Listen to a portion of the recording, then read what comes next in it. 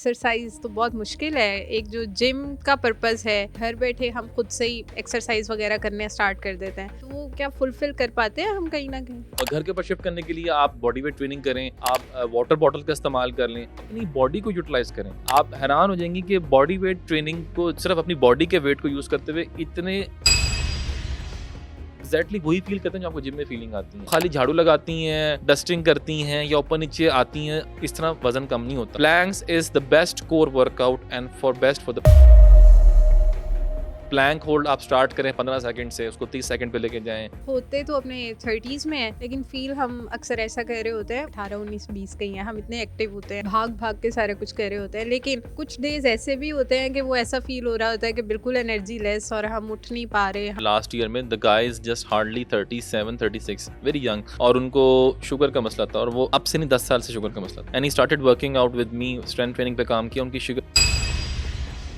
वो लोग जिनका ब्लड प्रेशर फ्लक्चुएट बहुत करता है, कंट्रोल नहीं रहता, जब दे स्टार्ट स्ट्रेंथ ट्रेनिंग तो with in the time of 5-6 months उनका ब्लड प्रेशर बड़ा एक स्टेबल पोजीशन में चला गया। तो सारी गेम जो है वो आपके ब्लड सर्कुलेशन की है। जो इंसान अपनी सर्कुलेशन ऑफ ब्लड पूरे दिन में सही रखता है, भले वॉक करके करे, भले जिम करके करे, भले रनिंग करके करे, कोई और एक्सरसाइज करे, इस तरह से भी करे, अगर वो सर्कुलेशन ठीक है, वो इंसान बेली फैट बहुत ज़्यादा होता है। तो ये जो पतले होने के लिए एक्सरसाइज हम करते हैं, उसमें कौन सी मेजर एक्सरसाइजेज है जो हम घर में कर सकते हैं? जैसे जैसे हमारी उम्र बड़ी होती है, हमारा जिस्म मुख्तलिफ बीमारियों का शिकार हो रहा होता है, लेकिन क्या आप ये जानते हैं कि हम अपने आप को जवान भी रख सकते हैं और फिट भी रख सकते हैं सिर्फ एक चीज़, वर्जिश के थ्रू। लेकिन हमारा ये माइंडसेट है कि जब तक जिम में नहीं जाएंगे हमारी वर्जिश नामुकम्मल है। तो क्या आप जानते हैं कि घर में भी आप बहुत आसानी से वर्जिश कर सकते हैं, लेकिन कैसे? तो इस पॉडकास्ट को एंड तक लाजमी देखें, क्योंकि इसी पॉडकास्ट में आपको ये बताया जाएगा कि आप घर बैठे एक्सरसाइज कैसे करेंगे, कौन सी डाइट यूज़ करेंगे, और इसके अलावा आप अपने वजन को भी मेंटेन रख सकते हैं, वो भी घर में बहुत ही आसानी के साथ। घर में ऐसे कौन से प्रॉप्स हैं जो अगर आप जिम नहीं भी जाएंगे तो उनको इस्तेमाल करके आपकी वर्जिश बहुत अच्छी हो सकती है। तो इस पॉडकास्ट को एंड तक लाजमी देखें। मैं बहुत ही मेहनत और रिसर्च के बाद हेल्थ वाइज कंटेंट बनाती हूँ। डिफरेंट डॉक्टर्स को बुलाया जाता है जिनसे हम ओपिनियंस लेते हैं, ट्रीटमेंट्स के बारे में पूछते हैं और आपको बहुत ही बेहतरीन हल बताते हैं कि जिससे आप घर बैठ के अपने हेल्थ वाइज इश्यूज़ को एड्रेस कर सकें और उनको ट्रीट कर सकें। अगर तो आपको मेरा कंटेंट वैल्यूएबल लगता है और आप चाहते हैं कि हम हेल्थ वाइज आपके सारे क्वेश्चंस को आंसर करें, एड्रेस करें, तो अभी के अभी हमारे इस चैनल को सब्सक्राइब करें। उज़ैर, आज हम बात करेंगे, जैसे आप फिटनेस ट्रेनर हैं, इतने टाइम से माशाल्लाह आप ट्रेनिंग्स करवाते हैं और ख़ुद भी माशाल्लाह से फिट हैं, तो आज हम बात करेंगे कि घर पे एक्सरसाइज और जिम एक्सरसाइज में डिफ्रेंसिएशन आती कहाँ पे है। तो मुझे सबसे पहले तो आप ये बताएं कि ये फिटनेस, हेल्दी होना एक्चुअली होता क्या है? लेकिन सबसे पहले तो देखें, हेल्दी होने के कुछ मेजरमेंट्स आपको कहीं भी नहीं मिलेंगे कि जी कोई इंसान अगर इस तरह का होगा तो वो हेल्दी नज़र आएगा या उसमें ये पैरामीटर्स होंगे तो हेल्दी होगा। हेल्थ इंसान की बॉडी में खुद से डिफाइन होती है और ये वेरी करती है human being to human being. Female का एक, अगर आपने हेल्दी स्टेटस देखना है तो आपने उस फीमेल की पहले एज देखनी होगी, किस एज में फॉल करती है, फिर वो किस सोशल सर्कमस्टांसिस में रहती है, फिर उसका लाइफस्टाइल कैसा है, वो किस प्रोफेशन से, ऑक्यूपेशन से मुंसलिक है, ये सब बातें मैटर करती हैं। बट हम नॉर्मली अगर डिस्कशन करते हैं कि जी एक इंसान अगर हेल्दी है तो उसके लिए सिम्टम्स ये होंगे, डेफिनेटली वो अपनी ज़िंदगी के सारे मामला जो होगा बखूबी अंजाम दे रहा होगा, बगैर किसी आजमाइश के और बगैर किसी तंगी के उसको कोई प्रॉब्लम नहीं आ रही होगी। लेट्स से हम एग्जांपल देते हैं, एक बंदा है या वो अपने काम पे जाता है, वो हमेशा ये कंप्लेन कर रहा होगा जी मैं चलता हूँ तो मेरे घुटनों में दर्द हो जाता है, मेरे घुटनों में दर्द है, या मेरी बैक में दर्द है, या मेरी नेक में पेन हो जाता है। इट मीन्स कि वो कहीं ना कहीं अपने लाइफस्टाइल में स्ट्रगल कर रहा है अपनी बॉडी को लेके। सो यहीं से हम किसी बंदे को असेसमेंट करते हैं, अच्छा यार ये बंदा ना थोड़ा फिट नहीं है, ये बार बार कंप्लेन करता है अपने चलने के ऊपर, या हो सकता है कि अपने बैठने के ऊपर कंप्लेन करता है। हमारे नज़दीक इंपॉर्टेंट ये है कि आपको एक बैलेंस्ड लाइफस्टाइल में चलना पड़ता है, और बैलेंस्ड लाइफस्टाइल ये होता है कि आप खाने में सादगी इख्तियार करें, फिजिकल एक्टिविटी में अपनी बॉडी को, अपने आप को एंगेज करें, बहुत ज़रूरी है, और अपनी जो स्लीप, जिसको हम सबसे ज़्यादा कम अहमियत देते हैं, उस पर फोकस करें। बिकॉज कहीं ना कहीं हम खा भी अच्छा रहे होते हैं, हम वर्कआउट भी कर लेते हैं, लेकिन हमारा जो स्लीप वाला साइकिल है ना वो डिस्टर्ब रहता है, और बहुत से लोग इसको बहुत एक एज तक नज़रअंदाज करते हैं। लाइक आप टीन एज को ले लें, वो स्लीप के मामले में बड़े कैजुअल होते हैं, दिन में सो लिए, कभी रात में सो लिए, कभी 2 घंटे सोए, कभी 6 घंटे सोए, कभी 12 घंटे सो गए, कोई तसलसल नहीं है, कोई रब्त नहीं उसके अंदर। बट आप जैसे ही when you turn into like 30s, mid 30s and 40s, तब आपको रियलाइज़ होता है कि आपकी अगर स्लीपिंग हैबिट्स बचपन में ख़राब होती हैं या प्रॉपर सोते नहीं थे आप, रात के टाइम जब सोना है तो उस टाइम नहीं सोते थे, और जो लोग दोपहर को सोते थे वो आज इतने कामयाब क्यों हैं? बिकॉज़ उनका भी पूरी साइंस है कि दोपहर को क्यों सोना ज़रूरी है। तो ये फैक्टर बड़ा इंपॉर्टेंट है। हमारे बहुत से इश्यू जो लोगों की सोसाइटी में आप फेस करते हैं, एंगर, एंग्ज़ायटी, डिप्रेशन, इम्पल्सिवनेस, ये सब की बहुत बड़ी वजह जो है वो स्लीप डिसऑर्डर भी है। बिल्कुल ठीक है। सर मुझे ये बताएं कि ये तो आप बता रहे हैं ना कि अगर हम हेल्दी फील नहीं करते तो हमें ये स्टेप्स लेने चाहिए। अभी तक ना हम मतलब हेल्थ को प्रॉपर समझ नहीं पाते। हमें ये लगता है कि जो बंदा बड़ा लीन स्मार्ट सा है वो बहुत हेल्दी है, लेकिन अगर कोई बंदा मतलब ओबीस है, वो हेल्दी है, मोटा है, तो उसको हुँ। हम मतलब नहीं कंसिडर करते, हालांकि उसके बेशक मसल स्ट्रांग हो। तो मुझे थोड़ा बताएंगे कि ये वेट का और मसल्स का क्या रोल होता है? हम हेल्दी का टैग किस इंसान को दे सकते हैं? Very important. जैसे इसमें ना एक हमारे पर रूल बना हुआ है जिसको हम बोलते हैं बीएमआई, आपने अक्सर सुना होगा, बॉडी मास इंडेक्स। उसमें एक जिस तरह हमारा चार्ट बना होता है ना, जिसको देख के हम कहते हैं अच्छा यार, जिस तरह आपने अपनी लाइफ में केमिस्ट्री पढ़ी होगी और उसमें आपने मेटल्स का एक चार्ट पढ़ा होगा, ठीक है ना, कि कौन से मेटल की क्या वैल्यू होती है, ठीक है, हम्म। उसमें यूरेनियम और सब चीज़ें आपने पढ़ी होंगी। हमारी बॉडी को देख के भी बॉडी मास इंडेक्स बना होता है, ठीक है, वो भी किसी ऑफ कोर्स डॉक्टर्स ने और साइंटिस्ट ने डेवलप किया हुआ है। उसमें बड़ा खसूसन लिखा होता है कि इस एज ब्रैकेट का बंदा अगर इस वेट में फॉल करेगा तो उसका बॉडी मास इंडेक्स क्या होना चाहिए। अब उसमें आपकी एज होती है और उस एज के मुताबिक आपका वेट दिया होता है, ठीक है ना, उस वेट के साथ आपकी हाइट भी अटैच होती है। सो वो सर्टेन पैरामीटर, अब देखें नॉर्मली एक इंसान जो 22.1 से लेके 24.6 तक फॉल करेगा वो ग्रीन पैरामीटर में फॉल करता है, अगर आप बीएमआई के ऊपर देखें। सो वो हेल्दी कंसिडर होता है। जो बंदा ओबेसिटी की तरफ जा रहा होता है उसको फौरन वो फॉल करवाएगा आगे येलो पोर्शन में, और जो उससे भी क्रॉस करेगा वो आगे फॉल करेगा रेड पोर्शन में। तो ग्रीन, येलो और रेड, ये पैरामीटर्स आपको वहाँ मिलेंगे और ये इजीली इंटरनेट के ऊपर अवेलेबल है। इसका कैलकुलेटर भी आता है, वहाँ से कोई भी ट्रेनर जो बेसिक कैलकुलेशन या असेसमेंट करता है किसी क्लाइंट की, वहाँ से चेक करता है। और आपने अक्सर नोट किया होगा जब आप किसी जिम में गई होंगी रजिस्ट्रेशन के लिए, तो ट्रेनर जो अच्छा होगा वो हमेशा असेसमेंट करता है पहले आपकी, और आपकी हिस्ट्री पूछता है पहले कि आपने प्रीवियस वर्कआउट कब किया, लास्ट वर्कआउट कब किया, क्या आपकी रूटीन थी, किस जिम में गई थी, क्या आप खा रही थी, सब चीज़ें पूछेगा। फिर वो आपसे आपकी हाइट, आपकी मेजरमेंट, सब चीज़ें पूछेगा। ये सवाल कैलकुलेट करके वो आपको बीएमआई के मुताबिक फ़ौरन बता देगा कि आप अभी हेल्दी स्टेटस में हैं या आप ओबेसिटी की तरफ जा रही हैं। सो ये मेजरमेंट, ये टूल एक है जो कि कोई आम गाड़ी का मैकेनिक जब यूज़ करता है गाड़ी को चेक करने के लिए, गाड़ी पेंट है कि नहीं है, इस तरह की चीज़ें होती हैं। तो ट्रेनर्स के पास भी ये टूल होता है कि वो बीएमआई में फ़ौरन आपके स्टैटिस्टिक्स को एंटर करे और चेक करे कि आप किस वक़्त कहाँ पे फॉल करते हैं। तो सिंपल ये टूल। जैसे आपने बताया कि एज वाइज उधर मेंशन होता है, तो ऐज, हाइट और वेट। एज, हाइट और वेट के मुताबिक, तो मतलब आप वैसे जनरली बता सकते हैं कि जो 20 से 30s वाली लेन है उनका बीएमआई क्या होना चाहिए, और 30 से 40s वालों का मतलब मैक्सिमम क्या होना इसमें चाहिए? बहुत वेरिएबल होगा, बिकॉज़ हो सकता है कि 20 इयर्स की एक खातून जो है उसका वेट 70 केजी हो और एक 20 साल की खातून का वेट उस वक़्त 55 केजी हो। सो मैंने ये जिस तरह शुरू में बताया था कि हेल्थ का कोई भी ऐसा पैरामीटर नहीं जिसको आप कहें ना कि ये टेक्स्ट बुक चीज़ है, इसको फ़ॉलो करना, ऐसा नहीं है। Anatomy is different. आपकी बॉडी एनाटमी, मेरी बॉडी एनाटमी और जहाँ पे जितने भी लोग, इन सब की बॉडी एनाटमी डिफरेंट होती है। आप इसको ये नहीं कह सकते कि जी अगर आपकी इवन ट्विन सिस्टर भी अगर कोई है, तो उसका भी सारा सिस्टम डिफरेंट होगा। You hmm. कैन नॉट से कि जी अगर मैं और वो बिल्कुल आइडेंटिकल ट्विन्स भी हैं और हमारा तो बीएमआई सेम आना चाहिए, हमारा बॉडी वेट तो ऑलमोस्ट 1-2 केजी का फ़र्क है, ऐसा नहीं होगा। आपकी अंदर से रेजिस्टेंस डिफरेंट होगी, उनकी इम्यूनिटी डिफरेंट होगी। आप हो सकता है कि वेट ट्रेनिंग की तरफ ज़्यादा जाएँ, वो वेट ट्रेनिंग ना पसंद करें। सो ये कहना और इस चीज़ का तय्युन करना कि ये बिल्कुल एक रॉकेट साइंस की तरह ब्लैक एंड व्हाइट चीज़ है कि इसको ऐसे रख के आप तोल सकते हैं, तो ऐसा मुमकिन नहीं है। बट ऑफ कोर्स जनरली जब आप एज़ अ ट्रेनर कंसिडर करते हैं, ये एज़ अ ह्यूमन बीइंग भी आप किसी को देखते हैं तो आप कहते हैं अच्छा यार ये बंदा तो बड़ा फिट है, लगता है जिम-शिम जाता है।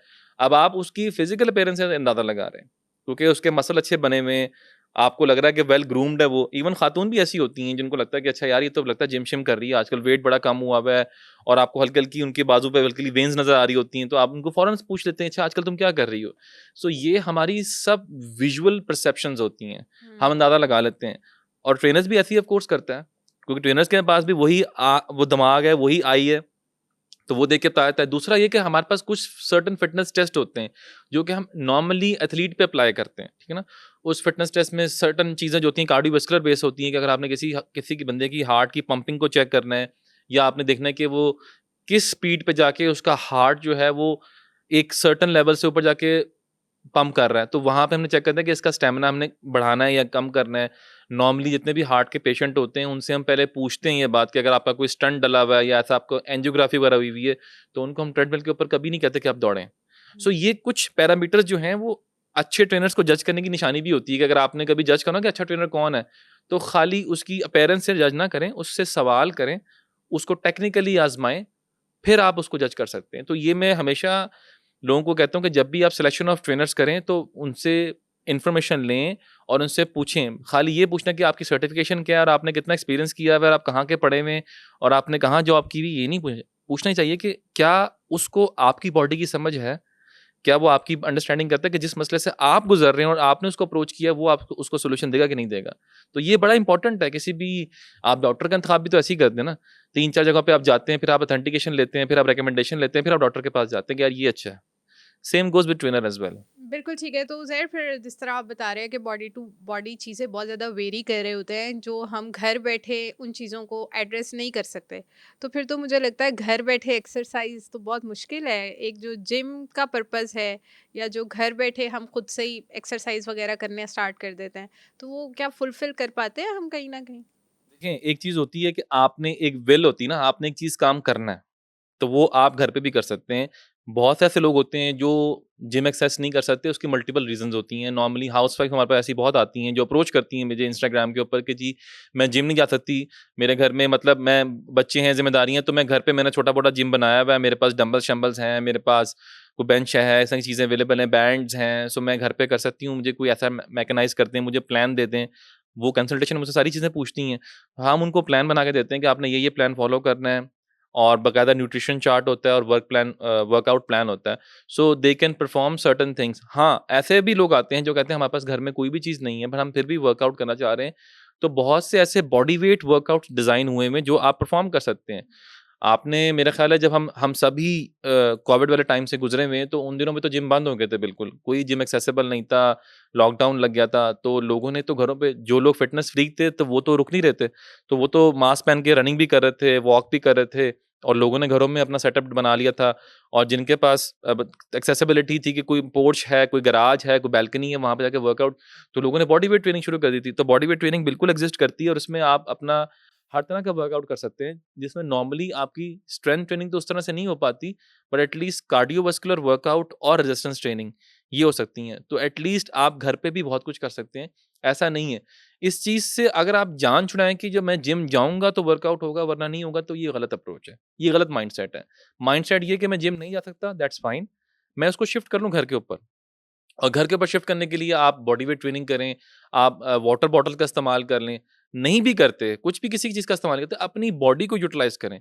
आप हैरान हो जाएँगे कि बॉडी वेट ट्रेनिंग को सिर्फ़ अपनी बॉडी के वेट को यूज़ करते हुए इतने मज़ेदार किस्म के वर्कआउट प्लान डिज़ाइन हुए हुए हैं कि आपकी सोच है और उसमें आपका हार्ट रेट भी ऊपर जाता है, आपको स्वेटिंग भी होती है, आप थकते भी हैं और आप एग्ज़ैक्टली वही फ़ील करते हैं जो आपको जिम में फ़ीलिंग आती है। बट जिम में सिर्फ़ ये इश्यू होता है कि हमारे पास जिम में एक प्रॉपर प्रोफ़ेशनल इक्विपमेंट होता है। हर चीज़ के लिए एक वर्कआउट मशीन डिज़ाइन हुई होती है।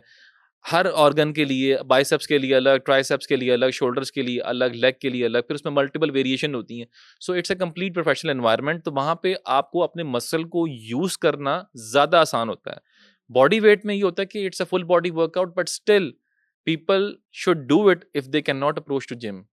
तो घर पे वर्कआउट करना भी गुनाह नहीं है, वो भी अच्छा है, अगर आप कर सकते हैं तो। एक्सरसाइज इतनी इम्पोर्टेंट है क्यों? मतलब वर्कआउट करना इतना इम्पोर्टेंट है क्यों? इससे फ़ायदा क्या-क्या होता है हमें? अगर आप चाहते हैं कि आप लोगों के सहारे के बगैर जिएँ तो आपको वर्कआउट करना पड़ेगा।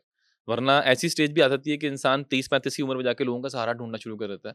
And Sahara in a sense कि अगर आपको लेट्स से कहीं चलना है, लंबी वॉक करनी है, तो आपको किसी का हाथ पकड़ के चलना पड़ेगा, कोई स्टिक लेके चलना पड़ेगा।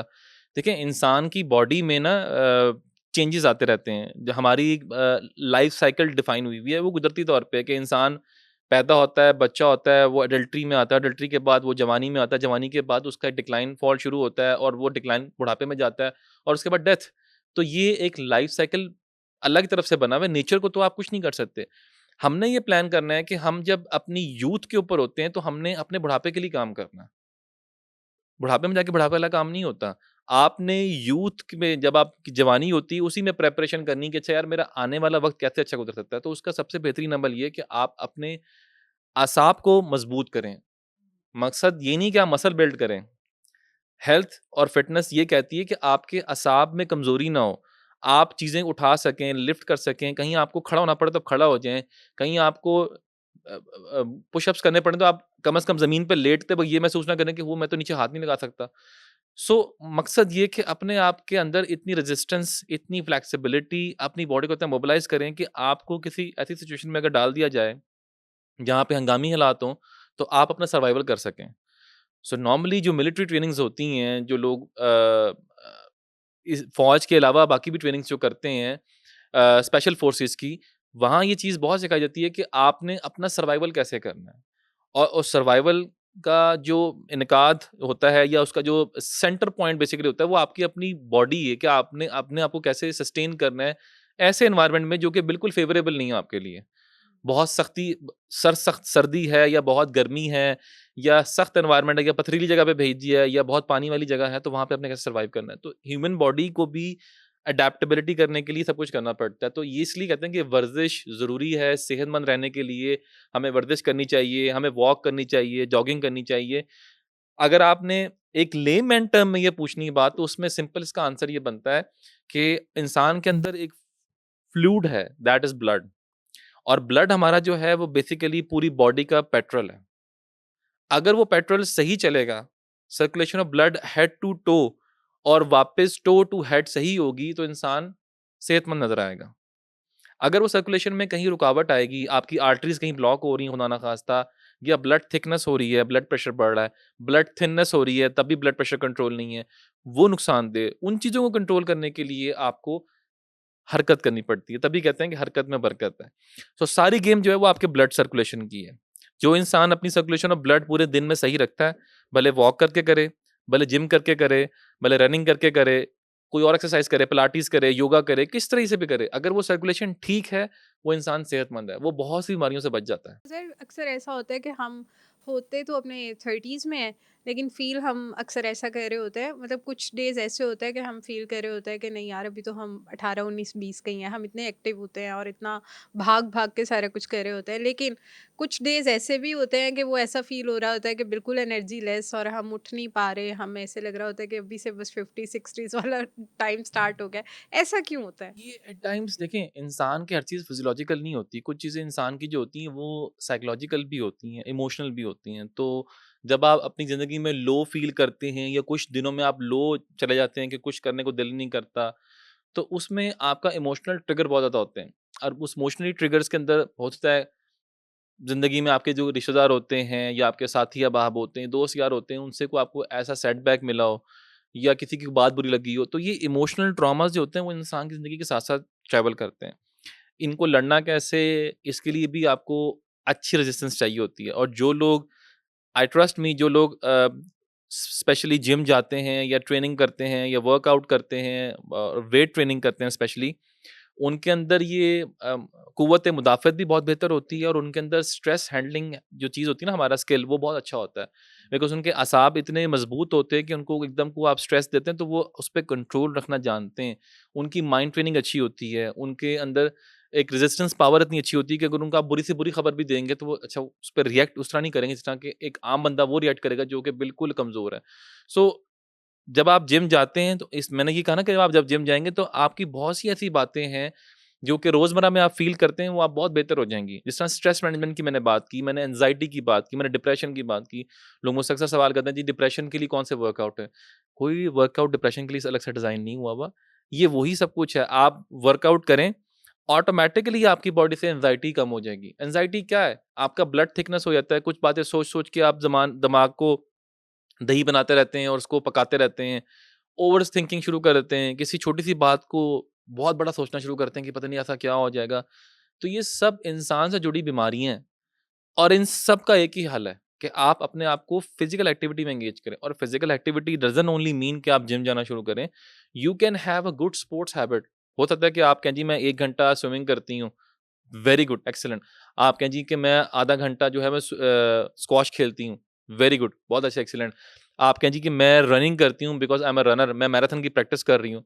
एक्सीलेंट। तो किसी ना किसी स्पोर्ट्स में एंगेज होके भी अपने आप को फिज़िकली एक्टिव कर सकते हैं आप। इट्स नॉट नेसेसरी कि आप उसके लिए जिम जाएँ। बट जो लोग स्पोर्ट्स करते हैं उनके लिए प्रीरेक्विज़िट जिम ही होता है। आपने देखा कि हर एथलीट जो होता है वो अपनी अपनी गेम को बेहतर बनाने के लिए, अपने असाब को मजबूत करने के लिए, अपनी स्ट्रेंथनिंग के लिए, अपने स्पेसिफिक गोल्स को या स्किल को एनहांस करने के लिए जिम का रुख करता ही करता है। क्योंकि जिम में वो सारी सामान और वो चीज़ें मौजूद हैं जो आपको हेल्प करते हैं बॉडी को कटोरिंग करने के लिए, मजबूत बनाने के लिए और आप अपने जितने भी जिस तरह एक बास्केटबॉल प्लेयर है, तो वो हमेशा कोशिश करते हैं कि उनकी लेग्स और शोल्डर बहुत स्ट्रॉन्ग हो। क्रिकेटर्स जो होते हैं वो भी कोशिश करते हैं, स्पेशली बॉलर जो होता है वो कहता है मेरे लेग्स मसल सबसे स्ट्रॉन्ग होने चाहिए बिकॉज़ मैंने लेग की बेस पे ही अपनी स्पीड को एनहांस करना है और अपने शोल्डर्स को एनहांस करना है। सो हर स्पोर्ट्स की अपनी रिक्वायरमेंट होती है।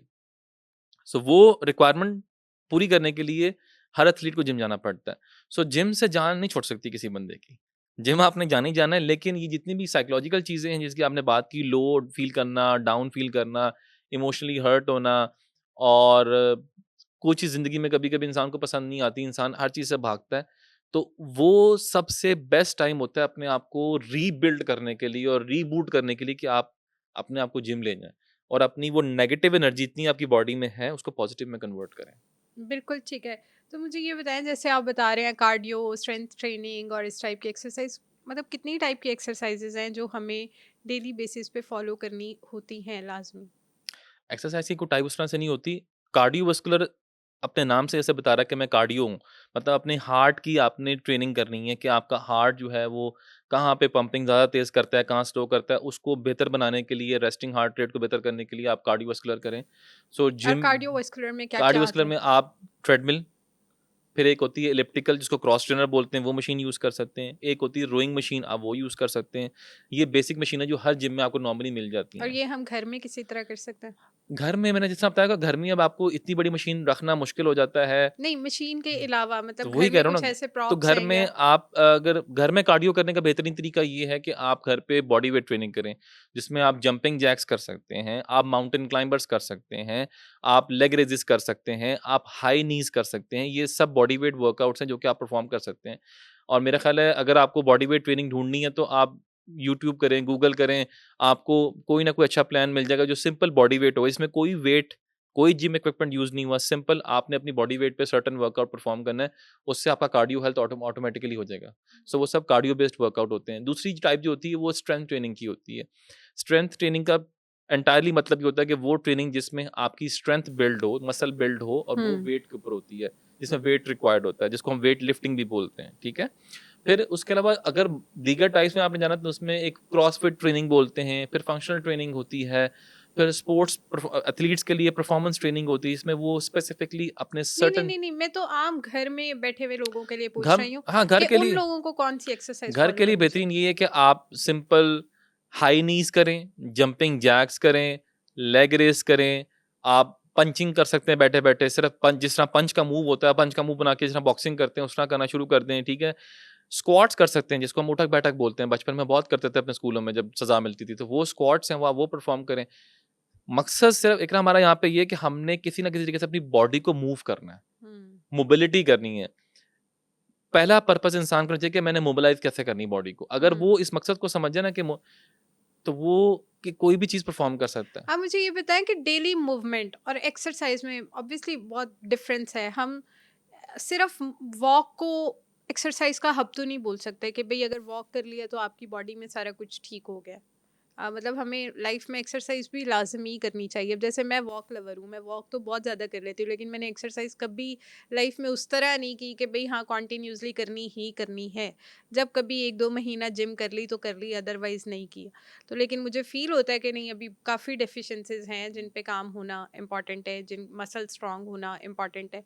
तो खाली वॉक हमारा तो नहीं सारा कुछ कर देखिए सकती। वॉक जो है वो एक वन ऑफ द टूल है। Hmm. Walk is just like a cardio. आप स्टेप काउंट अपना करते हैं 10,000 12,000, वो आपका सिर्फ़ एक स्टेप काउंट है कि उसके अंदर आपने अपने आप को एक्टिव रखना है, ठीक है ना? उससे आपकी कैलोरीज़ बर्न होंगी। अब लोग यहाँ पे 2 चीज़ें देखते हैं। एक चीज़ देखते हैं जो कहते हैं कि मैंने अपने मसल पे स्ट्रेंथनिंग करनी है। एक लोग वो हैं कि हमने जो खाया हुआ है उसको हज़म करना है ताकि कैलोरीज़ हमारी ज़्यादा ओवरलोड ना हो या सरप्लस में ना आ हम्म। जाएँ। सो जो लोग इस माइंडसेट के हैं कि हमने कैलोरी सिर्फ़ बर्न करनी है, वो वॉक से भी हो जाएँगी, तो वो कैलोरीज़ बर्न करते हैं। उनका वेट नहीं चढ़ता एक्स्ट्रा, उसकी रीज़न ये कि वो जो खाते हैं उसको हज़म भी करते हैं। ये एक वो क्लास भी है जो खाली सुबह 2-2 किलोमीटर 3-3 किलोमीटर वॉक करती है, देन दे स्टे हेल्दी, उनका हार्ट रेट भी सही रहता है, वो एक्टिव भी रहते हैं। It is a good tool. Specifically जो लोग वर्कआउट करते हैं उनका गोल ये होता है कि मैंने मसल स्ट्रेंथनिंग करनी है। देखिए मसल इसलिए इंपॉर्टेंट है और बार-बार मसल बिल्डिंग पे इसलिए बात की जाती है क्योंकि एंड ऑफ द डे आपकी बॉडी को जो सिक्योर करने वाली चीज़ है वो मसल है। मसल आपकी बोन पे होगा तो आप वीक फील नहीं करेंगे। आपकी बोन के ऊपर मसल नहीं रहेगा, 40 के बाद लूज़ होना शुरू हो जाएगा तो आपकी बोन में उतनी जल्दी से तोड़-फोड़ शुरू हो जाएगी। ये सिंपल सी साइंस है। इसीलिए हमेशा हर बंदा, हर डॉक्टर और हर फिज़िशियन और हर ट्रेनर ये कहता है कि मसल बिल्डिंग पे काम करें, बिकॉज़ आपकी लेटर स्टेज जो है उसमें बोन को इंटैक्ट रखने के लिए मसल काम आएगा, कार्डियो काम नहीं आएगा। जितना अच्छा आपकी बोन मसल के गिर्द रैप होगी, उतना आपका बोन सिक्योर होगी। तो आपका इंजरी चांसेस कम हो जाएँगे। आपका जो पोस्चर है वो सीधा रहेगा। आपने अक्सर लोग देखे होंगे जो बूढ़े होते हैं तो उनका पोस्चर आगे की तरफ टिल्ट होना शुरू हो जाता है। थोड़ा हाइट भी छोटी होना स्टार्ट हो एग्जैक्टली जाती वो है, झुकना श्रिंकिंग क्यों स्टार्ट। होती है? क्योंकि या तो उन्होंने कभी वर्कआउट नहीं किया होता। जब मसल श्रिंक होता है तो बोन अपना वेट वहां से अपना वेट छोड़ना शुरू कर देती है, और जब अपना बोन वेट छोड़ती है तो वो अपनी पोजीशन चेंज करती है, इसलिए बॉडी यूं से यूं होना शुरू हो जाती है। So that is the reason कि आपने इस पे काम करना है। स्ट्रेंथ ट्रेनिंग इसलिए इंपॉर्टेंट है। इसकी जो कहते हैं ना कि असल कहानी शुरू होती है 40s के बाद स्ट्रेंथ ट्रेनिंग की। उससे पहले आप करते रहें, ठीक है, आपका पोस्चर नहीं भी करेंगे तो पोस्चर ठीक रहेगा बिकॉज आप यंग हैं। लेकिन जब आप लेटर 40s में जाते हैं, 50s में जाते हैं, फिर आपको पता लगता है कि यार कितनी इंपॉर्टेंट है। जिन्होंने की होती है वो शुक्र अदा करते हैं, जिन्होंने नहीं की होती वो उस वक्त अगर समझदार हैं, अगर समझ जाए तो उस दौर पे शुरू कर देते हैं। अगर आप 40s के बाद भी स्ट्रेंथ ट्रेनिंग शुरू करते हैं तो तब भी आप कर सकते हैं, कोई उसमें वो मान्यत नहीं है। तब भी बेस्ट टाइम होता है, तब भी चीज़ें आपके हाथ से नहीं निकली होती। लेकिन अगर आप 50s और 60s में जाके कहें जी कि अब मैं स्ट्रेंथ ट्रेनिंग पे काम करूँ तो तब थोड़ा मुश्किल होता है, बिकॉज़ वो आपकी पानी सर से गुजर चुका होता है समहाउ। तो स्ट्रेंथ ट्रेनिंग भी हम घर बैठे कर सकते हैं? बिल्कुल कर सकते हैं। देखिए स्ट्रेंथ ट्रेनिंग के रिक्वायरमेंट क्या होती है कि आपके पास कोई वेट होना चाहिए जिसको जो आपकी बॉडी के अगेंस्ट रेजिस्टेंस क्रिएट करे। जब हम घर पे ट्रेनिंग की बात करते हैं तो घर पे हम सिंपल सा बेंच लकड़ी का बनवा सकते हैं, या बने बनाए बेंचेस अब मार्केट में अवेलेबल हैं, बड़ी रीजनेबल प्राइस पे अवेलेबल होते हैं। हम वो सिर्फ हमें कोई बहुत लेविश किस्म का जिम नहीं चाहिए होता घर पे, बेसिक पे हमने काम करना है। सो वो लोग भी हैं जो सिंपल बेंच पे काम करते हैं, इवन मैट्स के ऊपर काम करते हैं, और 2-3 अच्छे आप डंबल पकड़ लें और मतलब लाइट से स्टार्ट करें, 2 केजी 3 केजी ये अपने पास रखें और उस पे अपना पूरा वर्कआउट डिज़ाइन कर सकते हैं। सो ज़रूरी नहीं है कि घर के लिए पहले आप स्पेस बड़ी ढूँढें, फिर आप ये कहें जी कि इस स्पेस के ऊपर सारी मशीनें होनी चाहिए, बिकॉज़ होम जिम और कमर्शियल जिम में बहुत फ़र्क होता है। कमर्शियल जिम में डेली में 500, 1000, 1500 बंदे ने आना होता है। होम जिम में सिर्फ आप हैं या आपके घर के अफराद हैं। So let's keep it simple. जिसने चीज़ करनी हो ना, वो उसको डूएबल बना लेता है। और जिसने नहीं करना वो आपको हमेशा हीले बहाने बनाता नजर आएगा कि यार ये तो मुमकिन नहीं है, घर पे जिम कौन करता है, घर पे जिम होता नहीं है। ये सब चीज़ें मुझे सुनने को मिलती हैं। आप बिलीव करें कि मैं एज ए पर्सनल ट्रेनर जब लोगों को होम ट्रेनिंग करवाता हूँ, अब लोग जो अपने घर बना रहे हैं वो उसमें जिम की सेपरेट स्पेस बनाते हैं, भले छोटी हो बड़ी हो, डिपेंड के घर का साइज़ क्या है, but they are dedicatedly making a space कि यहाँ पे जिम होगा, और वो मेक श्योर करते हैं कि वो अपने बजट में से जिम का खर्चा निकालें और उसमें छोटी छोटी मशीनें लगा देते हैं वहाँ पे। मैट्स हो गए, डम्बल्स हो गए, बैंड्स हो गए, और एक आध कोई ऐप की मशीन हो गई। छोटे से आप लेवल से स्टार्ट करें और आहिस्ता-आहिस्ता उसको इन्वेस्ट करते रहें। तो हर हर चीज़ पॉसिबल है। अगर आपने वही ना करना हो ना तो आप सब कुछ कर सकते हैं। बिल्कुल सो ठीक है। अंदा अपनी प्राइवेसी में अपने घर पे वर्कआउट करें, इससे अच्छी बात क्या है? बिल्कुल ठीक है। तो यानी आप घर पे भी अपनी बॉडी को बहुत फिट एंड हेल्दी रख सकते हैं इफ बिल्कुल यू रख वांट सकते टू। हैं, बिल्कुल रख सकते हैं। बिल्कुल ठीक है। वो वांट होनी चाहिए आपके अंदर। एग्जैक्टली। अच्छा, अब जैसे आप बात कर रहे थे कि वेट मैनेजमेंट, आपको अपने बॉडी वेट से भी बहुत ज़्यादा वेट ट्रेनिंग आप कर सकते हैं, तो हुँ, वो किस तरह कर सकते हैं देखें बॉडी और इनका फ़ायदा क्या होता है? सबसे अच्छा फ़ायदा तो देखिए हम आपने अब आपने एग्ज़ाम्पल दी है घर पे, आपने अक्सर देखा होगा जो लोग अक्सर ये जो बाग होते हैं, गार्डन होते हैं, या लोगों के घरों में भी वो स्विंग्स लगी होती हैं और स्विंग्स के ऊपर लोग लटक-लटक के चिन-अप्स करते हैं। सबसे बेस्ट वर्कआउट है। अगर आप कुछ भी नहीं करते ना ज़िंदगी में, तो आप सिंपल उस तरह का बार लगवा लें या किसी पार्क में चले जहाँ पे वो बार लगा हुआ हो लोहे का, ठीक है? उस पे लटक के अपने आप को सिर्फ़ हैंगिंग पोज़ीशन में हैंग करें और अपना टाइम नोट करें। स्टार्ट करें 15 सेकंड से, फिर उसको 30 सेकंड पे लेके जाएँ, फिर उसको 75 सेकंड पे लेके जाएँ, फिर उसको बढ़ाएँ ऐसे टाइम को। ये सबसे बेस्ट वर्कआउट है आपकी स्पाइन की अलाइनमेंट के लिए भी और आपके शोल्डर्स के लिए भी। फिर आप हम्म। आहिस्ता-आहिस्ता उसके ऊपर चिन अप्स और पुल अप्स करना शुरू करें। आप ये दोनों चीज़ें करें साथ में, फ्लेक्सिबिलिटी ना हो ही ना सब हो बाजू। जाएगा। मैंने कहा बिल्कुल बेसिक से स्टार्ट करना है। स्टार्ट आपने करना है कि उस बार को पकड़ के आपने 15 सेकंड लटकना है। हम्म। वापस नीचे आएँ, फिर 15 सेकंड लटके आएँ, और ये कम से कम 10 से 12 मर्तबा दोहराएँ इस बात को। डेली जाएँ। जिम के अंदर, फिटनेस के अंदर जो सबसे इम्पोर्टेंट फैक्टर है वो आपकी कंसिस्टेंसी है, पंक्चुअलिटी है। अगर आप कंसिस्टेंट नहीं हैं और आपके अंदर पेशेंस नहीं है ना, फिर आप जिम के बारे में ना सोचें। क्योंकि जिम और या फिटनेस रातों-रात नहीं होता। बॉडी को बनाने में, स्ट्रेंथ डेवलप करने में टाइम लगता है। लोग सालों लगाते हैं। ये 1 दिन की, 1 महीने की, 1 साल की मेहनत नहीं होती, लोगों की जर्नी होती है। जो आप इतना सोशल मीडिया के ऊपर ट्रांसफॉर्मेशन देखते हैं ना, 6 मंथ्स की, 7 मंथ्स की, 8 मंथ्स की, वो सिर्फ सेलिब्रिटीज़ की होती है। लेकिन वो ये नहीं देखते कि वो 1 दिन में 6-6 घंटे वर्कआउट करते हैं। हम्म। आप सिर्फ ट्रांसफॉर्मेशन देख के खुश होते हो, ओह! उसने 6 महीने में ये कर लिया। लेकिन आप ये नहीं देख रहे कि उसने 6 महीने में 6 days a week, 6 hours per day workout किया है। शायद वो आपकी ज़िंदगी के 20 साल बनते हों, जिन्होंने जितना उन्होंने वर्कआउट किया है। हम्म। सो कंसिस्टेंसी बहुत मैटर करती है। चलें, वो तो एक हो गया ना, आपका एक बिल्कुल सेगमेंट ऐसा है कि उनका काम ही यही है, बिकॉज़ उन्होंने टीवी पे दिखना है। मैं नॉर्मल इंसान की बात कर रहा हूँ। तो नॉर्मल इंसान अपनी ज़िंदगी में अगर 15 से 20 मिनट निकाल के सिर्फ़ जाके लटकना शुरू कर दे, वही उसके लिए काफ़ी है। पुशअप्स कर सकते हैं, कहीं भी ज़मीन पे बैठे-बैठे आप, कोई भी ज़मीन का एरिया मिलता है, आप पुशअप्स लगाना शुरू कर दें। हम्म। ये वो ट्रेनिंग्स हैं जो कंपाउंड मूवमेंट्स हैं, जो आपको ओवरऑल फिटनेस में दे सकते हैं। पुराने दौरों में पुराने दौर के अंदर तो जिम में इतनी चीज़ें, इक्विपमेंट नहीं थी, तो देसी जिम जो थे वो सारे ऐसे ही थे, जहाँ सिर्फ़ लोहे के डंबल होते थे और थोड़ी बहुत प्लेटें ही हुआ करती थी, अदरवाइज़ तो लोग बॉडी वेट ट्रेनिंग करते थे। आप कभी इत्तेफ़ाक हो तो जाके कोई पहलवानी जहाँ पे होती है, अखाड़ा, उसको देखें, वहाँ पे तो कोई मशीन नज़र नहीं आएगी आपको। वो भी फिट होते हैं, बट फिटनेस वो भी करते हैं, लेकिन उनका थोड़ा स्टाइल डिफरेंट होता है, उनका खाने-पीने की रूटीन डिफरेंट होती है, बट फिटनेस तो वहाँ भी हो रही होती है। जान तो उनके अंदर भी होती है, मेहनत तो वो भी उतनी करते हैं। सो पॉइंट ये, जब आपने करना हो ना, तो उसको मैकेनाइज़ करना मुश्किल नहीं होता। आपने खुद से अपने लिए आसानियाँ पैदा करनी होती हैं कि मैं किन चीज़ों में रह के क्या बेस्ट कर सकता हूँ। सो हमारे यहाँ बहुत से लोग ऐसे हैं, आपने सुना होगा, जिम के लिए कहते हैं कल शुरू करेंगे, महीने का फर्स्ट आया तब शुरू करूँगा, मंडे से स्टार्ट करूँगा। ना वो कभी फर्स्ट आती है, ना कभी वो मंडे आता है, ना वो कभी महीना शुरू होता है। और ऐसे बहुत से लोग हैं जो अपनी पूरी उम्र गुज़ारते हैं ये कह के, जी फर्स्ट से स्टार्ट करूँगा। मेरे पास ऐसे बहुत से क्लाइंट हैं जो मुझे हर दफ़ा कॉल करते हैं महीने के दरमियान में, कहते हैं यार फर्स्ट से स्टार्ट करना है, और वो फर्स्ट नहीं आ रही, एंड दे कीप ट्रैकिंग मी। और वो हर दफ़ा कॉल करके पूछते हैं, अच्छा आजकल आजकल आप क्या चार्ज कर रहे हैं? आज का पैकेज आपका कौन-कौन सा अवेलेबल है? चलें बस मंडे से स्टार्ट करते हैं, और वो मंडे आज तक नहीं आई। जब स्टार्ट करना है, कोई जी आज से स्टार्ट करना है। जब तक आपकी ज़िंदगी में ये आज नहीं आएगा ना, फ़िटनेस को लेके, स्पेशली हेल्थ को लेके आज, तब तक अपने आप को आप पीछे समझें बाकी लोगों से। और ये बहुत ये आप आज़माया हुआ नुस्ख़ा है। मैं ऐसी बात नहीं कर रहा जो मैं खुद अप्लाई करता हूँ कि मैंने जो चीज़ नहीं करनी हो ना, मैं कहता हूँ मैंने आज स्टार्ट करनी तो आज ही करनी होती है, कल नहीं आती। बिल्कुल ठीक है। अच्छा, आप जैसे बता रहे हैं कि हमारे घरों में ना एक्चुअली होता ये है कि हम फिट रहने के लिए एक्सरसाइज नहीं करते, हम पतले होने के लिए एक्सरसाइज करते हैं। ज़्यादातर ख़वातीन की अगर बात करूँ तो औरतों को ये होता है यार हमने पतले होना है, ठीक है? अक्सर बेली फैट बहुत ज़्यादा होता है। तो ये जो पतले होने के लिए एक्सरसाइज हम करते हैं, उसमें कौन-सी मेजर एक्सरसाइज़ेज़ हैं जो हम घर में कर सकते हैं? देखें, ये अगर स्पेसिफ़िकली ख़वातीन की आप बात करें ना, तो पहली बात तो है कि वो मोटी क्यों होती हैं जिन्होंने पतला होना होता है। हाँ, नहीं, देखिए, मोटापा को आप रोक सकते हैं अगर आप शुरू से कॉन्शियस हों अपनी डाइट को लेके। देखिए, ये बातें बहुत मैटर करती हैं आपके माहौल के ऊपर, टू बी ऑनेस्ट। आप किस तरह के माहौल में रह रहे हैं, जहाँ पे डाइट कॉन्शियस लोग आपके इर्द-गिर्द हैं या नहीं हैं। मतलब अगर आप भट्टों में पैदा हो गए हैं, तो डेफ़िनिटली वो तो फिर खाते हैं, ज़ाहिर-सी बात है। कश्मीरी लोग तो खाते ही खाते हैं, उनका तो है, उनकी ब्लड लाइन इस तरह की है। बहरहाल ये बात नहीं, इसमें ये है कि मोटापा, बेली फैट का स्पेसिफिकली जो वर्कआउट होता है ना, ख़वातीन ये बहुत कंप्लेंट करती हैं, मैं तो घर में बहुत काम करती हूँ। काम करने से बेली फैट कम नहीं होता। आपको बेली फैट कम करने के लिए सबसे पहला काम ये है कि अपनी खुराक कम करनी पड़ती है।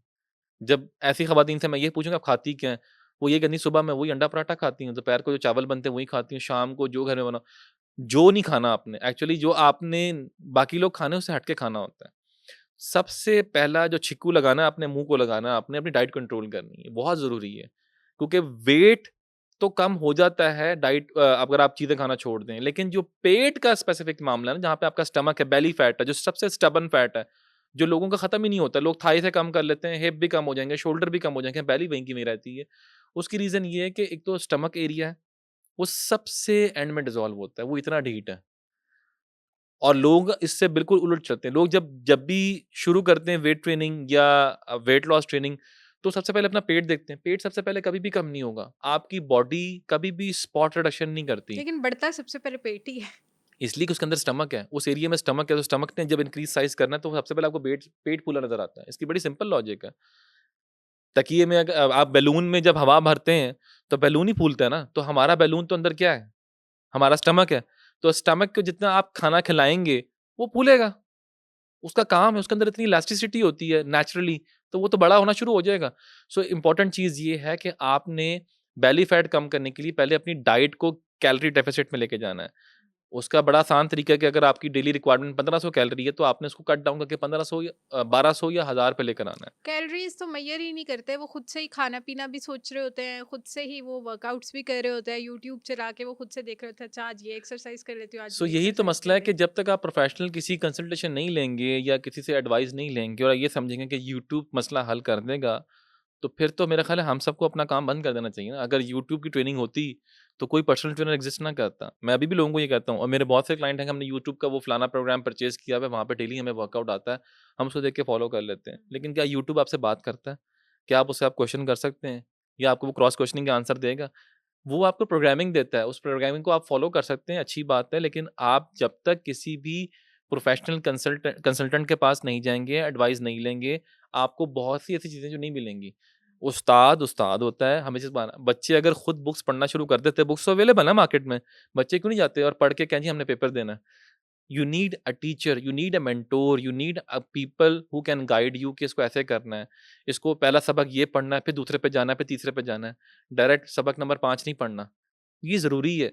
तो फिटनेस भी ऐसी है, जब आप किसी प्रोफेशनल ट्रेनर से राय लेते हैं या उसकी एडवाइस लेते हैं तो आपको बताता है कि आपने कैसे कम करना है, कैलोरी कैसे कंट्रोल करनी है, डाइट कैसे प्लान करनी है, न्यूट्रिशनली कैसे लेके चलना है, कौन सी डाइट किस टाइम लेनी है, ब्रेकफास्ट हैवी करना है, लंच को अच्छा रखना है, डिनर को बिल्कुल मिनिमल कर देना है। ये ट्रेनर गाइड करता है आपको। कौन-कौन से वर्कआउट करने हैं, किस दिन आपने रेस्ट करना है, ये सब चीज़ें ट्रेनर बताता है।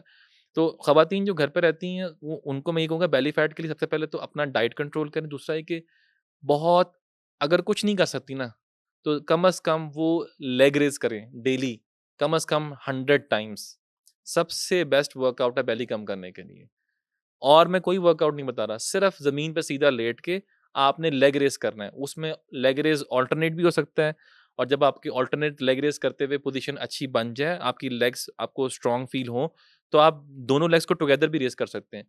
वो थोड़ा इसका एडवांस फ़ॉर्म होता है, ठीक है? अगर आपको लगता है कि आप शुरू में प्रॉब्लम होगी, लेग रेज़ नहीं होती क्योंकि लोअर बैक पे प्रेशर बहुत आता है, तो आप पीछे कोई चीज़ पकड़ के, कोई लोहे की मज़बूत चीज़ को ग्रिप करके फिर अपनी लेग रेज़ करें, तो आपको थोड़ी-सी उसमें हेल्प मिल जाएगी। इसको हम शुरू में इनिशियल फ़ेज़ में, और जब आपकी स्ट्रेंथ डेवलप अच्छी हो जाए, बाय द टाइम 2-3 वीक के बाद, फिर आप बगैर किसी का सहारा लिए आप ले, ये सबसे बेस्ट वर्कआउट है। और दूसरा वर्कआउट जो प्राइमरीली ख़वातीन घर पे कर सकती हैं, वो प्लैंक्स है।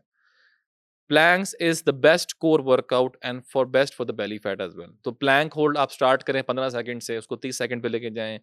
एल्बो प्लैंक की बात कर रहा हूँ मैं ऊपर, और उसको आप आहिस्ता-आहिस्ता, इसमें आपने एल्बो के ऊपर पूरी बॉडी को, एल्बो और टो के ऊपर पूरी बॉडी वेट को बैलेंस करना होता है। सो इसमें शुरू में बड़ी प्रॉब्लम आती है क्योंकि आपको अपना बॉडी वेट कैरी करने की आदत नहीं होती। सो ऑफ कोर्स स्टार्ट करेंगे 15 सेकंड से, फिर 30 सेकंड, फिर 45 सेकंड, फिर 60 सेकंड, इस तरह बढ़ाते आगे पहुँच जाएँ। टाइमर ज़रूर लगाएँ। जब तक आप वर्कआउट के अंदर टाइमर का इस्तेमाल नहीं करेंगे, कभी भी आपको अंदाज़े पे नहीं चलना कि जी मैं काउंट कर रही हूँ 1, 2, 3, 4, 30 सेकंड हो गए, नो ऐसे नहीं। पुट अ वॉच, अब तो हर फ़ोन में टाइमर होता है, स्मार्टफ़ोन सबके पास है। आप उसमें स्टॉप वॉच को ऑन करें, टाइमर लगाएँ, हर चीज़ कैलकुलेटेड करें। जितना वर्कआउट में आपकी कैलकुलेशन होगी, जितना आप स्टैटिस्टिकली चीज़ों को रिकॉर्ड करेंगे, उतने ही अच्छे रिज़ल्ट्स मिलेंगे आपको। अगर आप हवा में बातें करेंगे कि मैंने शायद आज 10,000 स्टेप कर लिए हैं, अगर आपकी वॉच 5,000 कह रही है, तो आपने 5,000 ही किए हैं। अगर वॉच 10,000 कह रही तो 10,000 ही किए हैं। सो ऑलवेज़ यूज़ वॉच या फ़ोन। ऑफ़ कोर्स फ़ोन हर वक़्त कैरी करना मुमकिन नहीं होता, तो अब स्मार्ट वॉचेज़ ऐसी आ गई जिनमें स्टेप काउंट होता है। आप उसको हमेशा ऑन रखें। आपको वो डे एंड पे बता देगा कि आपने कितने स्टेप किए हैं। सो ये चीज़ों पे इन्वेस्ट करना ज़रूरी है बजाय नए जोड़े पे इन्वेस्ट करने के। सो ये मैं इसलिए कह रहा हूँ कि अब आपने स्पेसिफिकली खवातीन को लेके क्वेश्चन पूछा ना कि वो कहाँ अपने आप को एंगेज, तो ये चीज़ें ज़रूरी हैं, ये स्टेप्स ज़रूरी हैं अगर आपको रिज़ल्ट चाहिए। अगर वो खाली झाड़ू लगाती हैं, डस्टिंग करती हैं या ऊपर-नीचे आती हैं, फर्स्ट फ्लोर, सेकंड फ्लोर से थर्ड फ्लोर से फिर फर्स्ट फ्लोर, इस तरह वज़न कम नहीं होता, क्योंकि वो ऐसी ख़वातीन अक्सर कंप्लेन करती हैं, जी मैं तो सारा दिन इतना काम करती हूँ, इतनी एक्टिव रहती हूँ, मेरी तो किचन ऊपर बना हुआ है और मेरे डाइनिंग नीचे है, तो मैं नीचे घर में कम से कम 10 चक्कर लगा देती हूँ।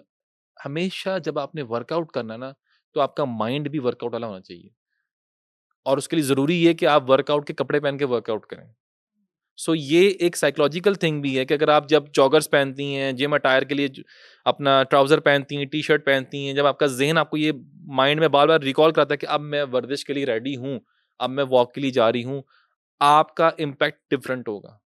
अगर आप काम करते-करते ही अपने नॉर्मल जो घर के रूटीन के कपड़ों में अगर ये समझेंगे कि मैं बहुत काम कर रही हूँ, तो उस वक़्त आपका बॉडी का रिस्पॉन्स डिफरेंट होगा। So it's more like a psychological, इसलिए कहते हैं कि माइंड, बॉडी और सोल की ये गेम होती है fitness. It's not only body game, it's a mind game as well और आपकी सोल भी वहाँ होनी चाहिए। उज़ैर, आप जैसे डिफरेंट ट्रेनिंग्स करवाते भी हैं, वर्कआउट्स भी करवाते हैं, आप अपने कुछ केसेस हमसे डिस्क्लोज़ करें कि किन पेशेंट्स का वर्कआउट की वजह से वो बिल्कुल हेल्दी हो गए, उनकी बॉडी में से कौन-कौन सी डिजीज़ेज़ चली गई? क्योंकि अक्सर लोग होते हैं काफ़ी बीमार होते हैं, सिक होते हैं, लेकिन जब वो जिम का रुख करते हैं और अपने आप को स्ट्रॉन्ग करते हैं, अपने असाब पे काम करते हैं, तो वो बहुत अच्छा फ़ील करते हैं, उनकी कितनी बीमारियाँ ख़त्म हो जाती हैं।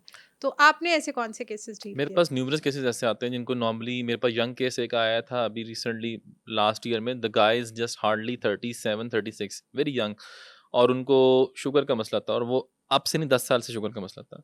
And he started working out with me, strength training पे काम किया, उनकी शुगर बहुत कंट्रोल हो गई थी। हाइपरटेंशन केसेस मेरे पास अक्सर आते हैं कि वो लोग जिनका ब्लड प्रेशर फ्लक्चुएट बहुत करता है, कंट्रोल नहीं रहता, जब दे स्टार्ट स्ट्रेंथ ट्रेनिंग तो with in the time of 5-6 months उनका ब्लड प्रेशर बड़ा एक स्टेबल पोजीशन में चला गया। ये हुँ। अक्सर होता है शुगर वाला मसलों को। शुगर के लोगों जितने भी होते हैं, अगर आपको यंग एज में खुदा ना खासा शुगर की बीमारी डायग्नोज हो गई है, तो अगर आप बिलीव मी, अगर आप अपनी वॉक तो लोग तो करते ही करते हैं, लेकिन अगर आप स्ट्रेंथ ट्रेनिंग शुरू कर देते हैं, तो वो बहुत हद तक कंट्रोल होती है, बिकॉज़ आपका डाइट पे कंट्रोल रहता है, आपका ब्लड सर्कुलेशन ठीक रहता है और आपकी स्ट्रेंथ ट्रेनिंग से एम्पावरमेंट मिलती है बॉडी को, आपका इम्यून सिस्टम बेहतर होता है। मैं सबसे बार-बार ये बात इसलिए रिपीट करता हूँ कि हर बीमारी का हल आपको स्ट्रेंथ ट्रेनिंग में मिलेगा, क्योंकि स्ट्रेंथ ट्रेनिंग जब आप वेट लिफ्टिंग करते हैं, तो उससे आपका इम्यून सिस्टम बेहतर होता है। जब आपका इम्यून हुँ। सिस्टम बेहतर होता है, तो जो भी बीमारी आपको लगी हुई है, वो कोलेस्ट्रॉल हो, वो हाई ब्लड प्रेशर हो, वो शुगर हो, वो कोई और बीमारी हो, वो उसको रेजिस्टेंस क्रिएट करता है उसके अगेंस्ट। जब रेजिस्टेंस क्रिएट करता है, ऑटोमैटिकली बीमारी वहीं पे रुक जाती है, स्लो डाउन हो जाती है। लोगों को स्लीपिंग डिसऑर्डर्स होते हैं, लोग रात को सो नहीं पाते, नींद का बड़ा मसला होता है। आप स्ट्रेंथ ट्रेनिंग जब शुरू करते हैं, आप देखते हैं with in the time of weeks आपका स्लीप इतना बेहतर हो जाता है, आप आराम से सो पाते हैं, आपको गहरी नींद आती है, आप स्लीप के 3rd या 4th लेवल पे जाके सोते हैं और लोग ये मुझे कॉम्प्लीमेंट यानी करते हैं। इंसोम्निया की डिज़ीज़ भी हाँ, आपकी एग्ज़ैक्टली एड्रेस हो सकती है। उसके देखें, मैं इसलिए कह रहा हूँ कि बहुत सी बीमारियों का हल आपकी स्ट्रेंथ ट्रेनिंग में फ़ॉल करता है। हुँ। तो ये बहुत ज़रूरी है कि जब आप फ़िटनेस की तरफ आएँ, तो स्ट्रेंथ ट्रेनिंग कम से कम हफ़्ते में 3 से 4 मरतबा लाज़मी करें। अच्छा, आपके साथ ये टॉपिक रखने का मेजर पर्पस ये भी था कि आप खुद भी घरों में जाके ट्रेनिंग्स यस, करवाते हैं। तो मतलब आप एक जिम का प्लेटफ़ॉर्म, एक जिम वाला माहौल जो एम्बियंस होता है वो घर में क्रिएट भी करवा देते हैं और घर में भी उसका उतना ही चले 100% नहीं लेकिन 70-80% फ़ायदा होता है। एग्ज़ैक्टली देखें जिम में अगर 50 लोग वर्कआउट कर रहे हैं, तो घर में सिर्फ 2 लोग मैक्सिमम वर्कआउट कर रहे हैं, मियाँ-बीवी या चलें 1 बंदे ने रखा हो तो, लेकिन वो हर घ मेरे तो जितने भी क्लाइंट्स हैं, उनने 100% अपने घर में जिम क्रिएट किया हुआ है एक रूम में और उसमें काफ़ी मशीन्स हैं। ये नहीं कि खाली डंबल्स पड़े हुए हैं, उनकी अपनी-अपनी मशीनें हैं। ये इन्वेस्टमेंट ही ना बेसिकली जो आप अपने पे करते हैं। ये नहीं कि उन्होंने फ़ौरन दिनों में वो खड़ी कर ली। उन्होंने पहले एक मशीन ली, फिर उन्होंने अगले महीने या कुछ महीनों के बाद एक और मशीन ली। तो ये इन्वेस्टमेंट अपने ऊपर करना मैं कहता हूँ बहुत बेहतर है। क्योंकि देखें मशीन तो एक इक्विपमेंट है, आपका एसेट है, वो एक दफ़ा तो आ गया। अक्सर लोगों ने ज़ाहिर जैसे घर में साइकिल्स रखे होते हैं और डंबल्स भी रखे होते हुँ, हैं, ट्रेडमिल भी अब तो बहुत सारे घरों में यस। बहुत कॉमन है कि ट्रेडमिल भी लोगों ने रखा हुआ है। तो ये जो मेजर और बेसिक 2-3 चीज़ें हैं तो ये मोर देन इनफ है? बिल्कुल इनफ है, क्यों नहीं इनफ? ये इसमें आपके देखें ना ट्रेडमिल आपका कार्डियो वाला काम कर देगी, डंबल से आप स्ट्रेंथ ट्रेनिंग कर लेंगे, साइक्लिंग से साइक्लिंग अगेन कार्डियो वाला काम करेगी। बट ये आपकी चॉइसेस पे डिपेंड करता है कि किसी को साइक्लिंग पसंद है, वो साइक्लिंग रखता है, किसी को ट्रेडमिल पे रनिंग करना पसंद है, वो रनिंग पे ट्रेडमिल रखेगा, किसी को सिर्फ स्ट्रेंथ ट्रेनिंग पसंद है, तो वो ज़्यादा इन्वेस्टमेंट डंबल्स के ऊपर करेगा, वेट्स के ऊपर करेगा, वो हुँ। रॉड्स लेगा ताकि वो उसमें वेट ऐड करके लिफ्टिंग कर सके। सो ये आपकी अपनी चॉइसेस हैं कि आपका एक तो ट्रेनर कौन है वो जो आपको गाइड कर रहा है, या आपकी अपनी चॉइस है कि आपने स्ट्रेंथ पे फोकस करना है या कार्डियो पे फोकस करना है। बट ये सारे वो इक्विपमेंट और वो टूल्स हैं जो कि आप घर पे रख सकते हैं।